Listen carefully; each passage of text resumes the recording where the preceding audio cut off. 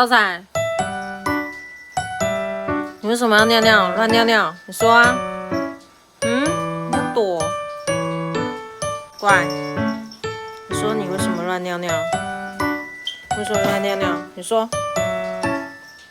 你又跑掉？说你乱尿尿又跑掉？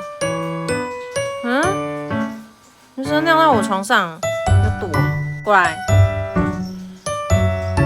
你今天晚上啊，睡在你的房间或者是书房，懂吗？结果他自己跑进去他的房间了，他知道他错了。你今天晚上怎么自己睡在你的房间啊？